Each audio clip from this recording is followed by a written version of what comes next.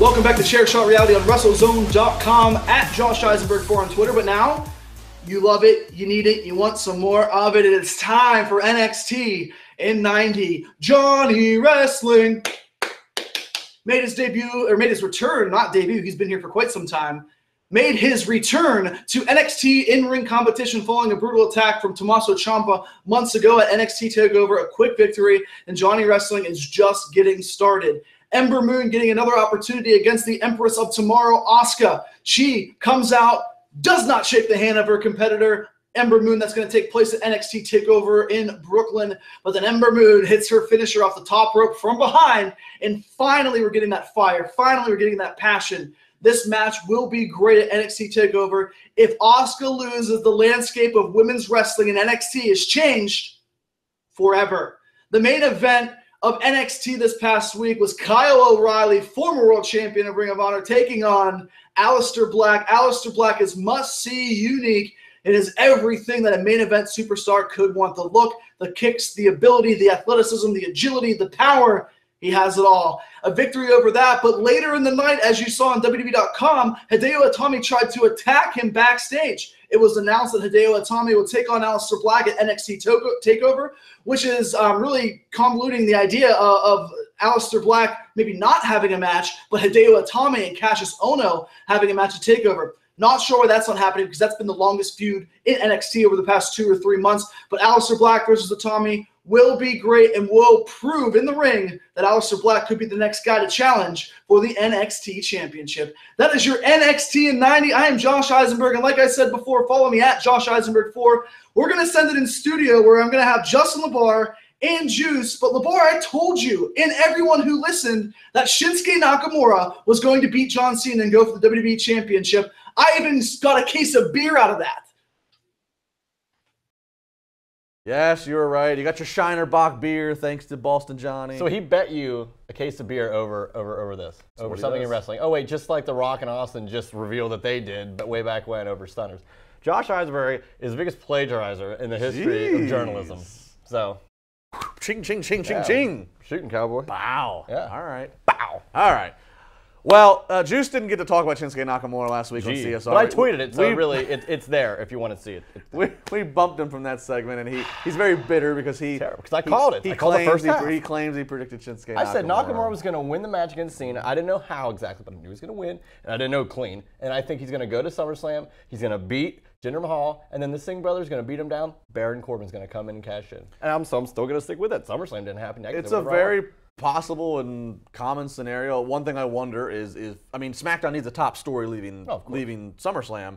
So that could very well be that would be the top story. But also, it's not going to be that's not going to be the final match of the night. So like, does that need to be something that main events and finishes a SmackDown rather than being wedged somewhere in the middle of the SummerSlam? Baron Corbin's Shinsuke's win or loss, and then Baron's cash in. I don't know. I think it serves a spot on there. I think you just got to have something different and keep everybody hyped, because I know that the Fatal 4-Way will be last. So, I still stand by that. Obviously, the bigger deal would have been John Cena versus Jinder Mahal, but maybe that's too big of a deal again. That it outshines the Brock Fatal 4-Way. So that's why I said I think Cena puts him over like he's put over KO and AJ and everybody else. Big surprise. Is this? I mean, is John leaving again? Is that what we're hearing, or does he have a match against Baron Corbin at SummerSlam? Is John Cena at SummerSlam? Yes. Yeah. Yeah. Okay. Well, he's he's got a project every week. We don't know. Yeah, he's in the new. He's going to be in another Transformers movie and stuff. Whatever. Yeah. Well, but what I'm saying is, if he was in a title match, that might outshine the Universal title match, but he won't be. He'll be in a match. All right. Reaction. So you need to have him. Maybe the bigger story of the match, not the outcome, but what led right into the outcome when Nakamura folded Cena like an accordion. Great in a suplex. Sequence. Yeah, a great finishing suplex or sequence.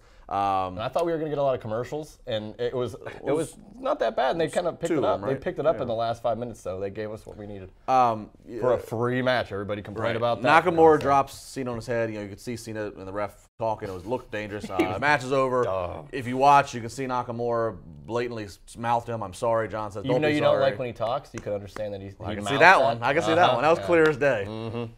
You make a big deal. There was some people, my favorite, the people out there that are like, Nakamura's going to get punished. So he's like Seth Rollins. Welcome to Strong Style, John He's not Cena. like The Miz. Oh, he's unsafe. No, it was a great finish. John Cena's a pro. He's been in there. He's taken a lot of things happen. Yeah, things happen, and it made for Rollins busted his nose right with the base of his knee. And they made a shirt out of it. Like, it's the worst things have happened. Nakamura gets pushed now to the moon. He beats John Cena. Center of the ring, clean, nothing crazy, and he beat the hell out of him. I'm going to do my favorite thing that you love, Juice. I'm going to rehash a Wrestling Reality audio moment right here. This to me might be one of the real defining moments. It says John Cena's always a full-time ambassador. He's always the biggest talent they have right now. Full-time ambassador, but he's a part-time. But this is cares? official. He is. I'm not. He's the one. I'm not knocking it. I'm just saying. If we're gonna the call rate him, that he's put guys over clean, which is good, and the That's way he's shown up and the way he's done business, the way the booking is going down, this truly, maybe I know I'm late, I'm Johnny Come Lately here, but I'm ready to say it. Full-time ambassador, full-time effort, but he's officially part-time. And so let's say we're calling him a part-timer. He's definitely my favorite part-timer out of the ones we've gotten with Undertaker, Lesnar, The Rock. Cena's been the one that consistently and Batista. Like, he puts everybody over. He doesn't have to win. He's been a nice relief. And I really think, I was talking about this to somebody the other day who's not, is kind of a casual wrestling fan, knows enough for me to talk to him. Josh Eisenberg. And we were talking, and I said, I was like, really, it's moved to the point. John Cena has stood the test of time. I think that it's just now, there's just all admiration out there. People have fun booing him. And that's my favorite part of the show is booing John Cena. It's really become a part of, there is no more. I feel like the 5 moves of doom thing is going away. I feel like everybody has 5 moves of doom. I feel like in the last 2 years especially, I think the Kevin Owens matches, the AJ Styles matches, Kevin Owens, it's finally that.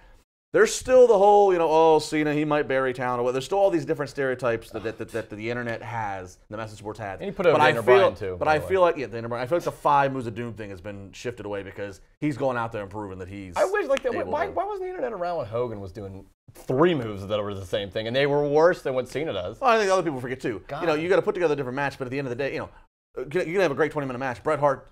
Russian leg sweep, elbow. You can't have 9 finishers. You're gonna can't use a different finisher. You're gonna have a sequence to get the fans behind. But that's a whole other conversation. Yeah, all right, reality checks coming up with Josh and I. Plus, Josh and I will talk about AJ Styles versus Kevin Owens with Shane McMahon as the referee. A little slower than what we all thought, but I think we're all gonna have the same final destination when it comes. Don't go anywhere. Eisenberg LeVar coming up next.